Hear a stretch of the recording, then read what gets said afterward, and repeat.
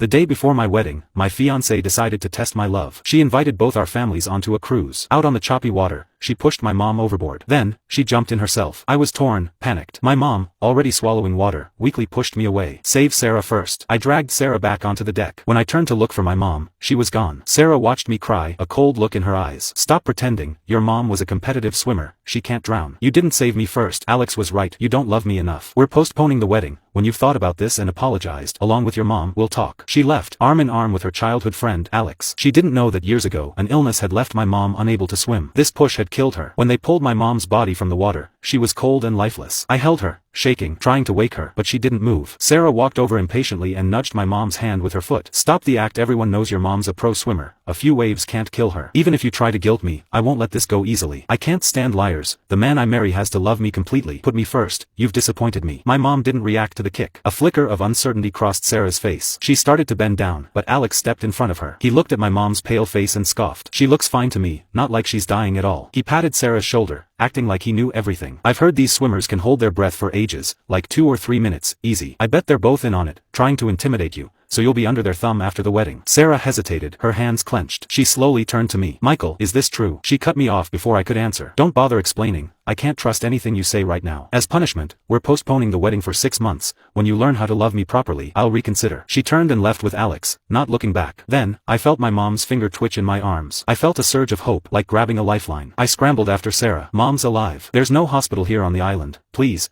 call your private doctor. Just let them take a look. She didn't react, so I pleaded again. Remember how good she was to you. She treated you like her own daughter. Brought you food during the flu outbreak. Even with the lockdown she wouldn't try to control you. Sarah seemed to waver, her steps faltering. She studied me for a long moment, then finally agreed. Fine, I'll call the doctor. Alex tried to stop her. Sarah, you don't have to. Sarah cut him off. This is my last chance for you, Michael. If the doctor says your mom's fine, you'll both pay for this. I nodded frantically. A doctor was coming. That was all that mattered. But as the doctor hurried over, medical bag in hand, my mom coughed, spitting up seawater. My mom opened her eyes, and everyone gasped. I froze, but there was no joy in my heart. I knew this could be a final surge before death. I grabbed the doctor's arm. She's dying, please, help her. Sarah cut me off, her face hardening. Enough, your mom is perfectly fine. Alex, let's go. She turned and walked away, without a backward glance. I started to follow, but my mom's weak hand tugged at mine. A tear rolled down her cheek. Michael, don't blame Sarah. I'm useless. Couldn't even swim a few yards. Explain to her. Don't hurt her. I'll be fine. I want to see you married. Her eyes glazed over. Her hand went limp. No matter how I screamed her name, she didn't wake up. My heart died. I gently closed her eyes. 3 years with Sarah, and I couldn't understand how we'd ended up here. Just a year ago, we were so happy. But ever since Alex came back from overseas, everything changed. She became distant, constantly testing my love. She said I had to pass 99 tests to prove my love before we could marry. Once, she made me go to Alex's house in the middle of the night for a welcome home party.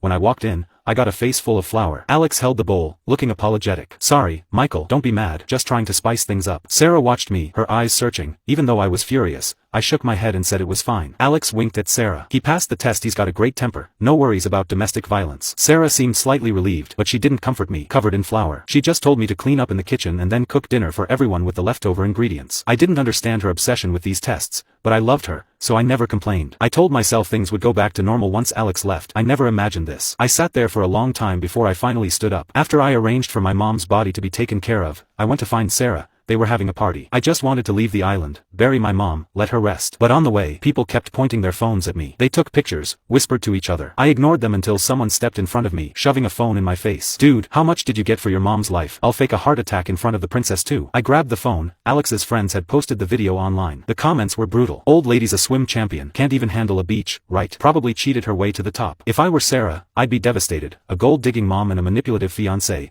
probably faking it all to control the heiress. I pushed past him and found Alex. Alex, why are your friends spreading these lies? I don't care what they say about me, but my mom, why drag her name through the mud after she's gone? Alex swung his feet onto the table, nonchalant. Isn't it true? You can dish it out but can't take it. Sarah's lucky to even look at you, you broke loser. We, her friends, have to protect her. Who knows what your angle is? I crushed a glass in my hand, blood seeping through my fingers, but I didn't feel it. Before I could say anything else, Sarah spoke. Michael, stop it. Alex is just looking out for me. We're still getting married. It's just a 6-month delay. Just apologize, and everything can go back to normal. She had someone bring a first aid kit. she took out some gauze, her face softening. Your hand, come here, let me take care of it. I looked at her. You think I'm faking this too? Her silence was the answer. I nodded, a bitter laugh escaping my lips. If that's what you think of me, then we're done, Sarah. The wedding is off. I turned to leave, but Alex stopped me. Wait, since you're going, give back Sarah's ring. He pointed to the ring on my finger. Sarah had it custom made for me. Her tests started 6 months ago, and they never stopped. I'd been through so much, almost given up. But when I tried to break up with her, she threw a tantrum, smashed things, stormed out. The next morning, she came back, red-eyed, and apologized. She pulled out a ring from a jewelry box. This is your wedding ring, early, we'll be married soon, just pass all the tests, and I'll be yours, okay? I'd softened, given in. Now, it had cost my mother her life. I ripped the ring off my finger and threw it on the sand. Here, we're even. Sarah's face darkened, but I didn't care. I walked away. She called repeatedly, but I didn't answer. I held my mom's cold body, unable to cry. Back home, I wanted to cremate her, bury her quickly. But no funeral home would take her. No one would issue a death certificate. I begged, knelt on the floor, but they just said, emotionless. Miss Preston's orders, we can't. The Prestons are having a wedding, no funerals, bad luck. I called Sarah, Alex answered, his voice mocking. Still bothering Sarah. Give up, I'm the one she'll marry. Those tests, I made them up, wanted you to back off, but you just kept going, even dragged your mom into it. He laughed and hung up. The number was disconnected when I called back. I smashed my phone against the wall. I built a simple shrine back home, placed my mom in a coffin. After the traditional 7 days, I prepared for the burial. That's when Sarah showed up. Her face was tight with anger. Michael, the coffin, the funeral, enough is enough. You embarrassed the Prestons last week, now this. Don't take my kindness for weakness. She looked hurt, like I was the one betraying her. I said coldly, leave my mother in peace. We can talk after the burial. You're not welcome here. I'd never spoken to her like that. She froze. Then, she gritted her teeth. Enough, how long will you keep up this act? Do you think I'm a child? I repeated myself calmly. Leave. She laughed, tears in her eyes. Fine, you say this is your mother in the coffin. Someone, get rid of it. Her bodyguard swarmed forward, lifting the coffin. They wedged it against the window frame, one push away from falling. What are you doing? I struggled, but they held me tight. Sarah said, one last test, since you insist on lying. The coffin, or me, choose. I stared at her, disbelieving. Put it back if you drop it. I'll never forgive you. Tears streamed down Sarah's face. Even a fake coffin is more important than me. Michael, you're heartless. You failed the final test. Watch me marry Alex. As for this, she looked at the coffin and sneered. Throw it out, it's disgusting. They let go. The coffin plummeted, shattering on the ground below.